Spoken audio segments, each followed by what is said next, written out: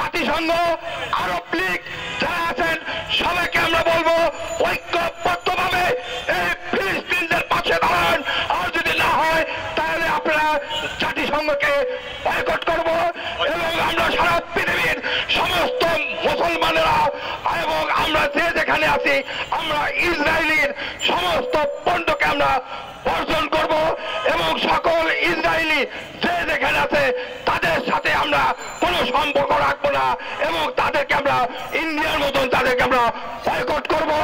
আসুন আমরা ঐক্যবদ্ধভাবে আমরা ফিলিস্তিনি ভাইদের পাশে দাঁড়াই এবং আমরা আল আকসা মুক্ত করি। এই বলে আমি আমার সংক্ষিপ্ত বক্তব্য শেষ করছি। আসসালামু আলাইকুম ওয়া রাহমাতুল্লাহি ওয়া বারাকাতুহু।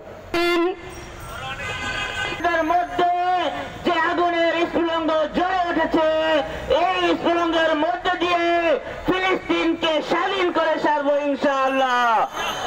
আজকে যেভাবে ইসরায়েলের হানাদার বাহিনী মুসলমানদেরকে পরীক্ষা করতেছে, নিঃশেষ করতেছে, এর পরিত্রাণ অবশ্যই হবে।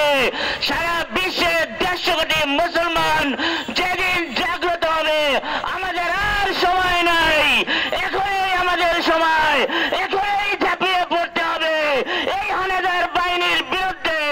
আমাদের সর্বশক্তি শেষ করে পৃথিবী থেকে এদেরকে নিশ্চিহ্ন করে দিতে হবে।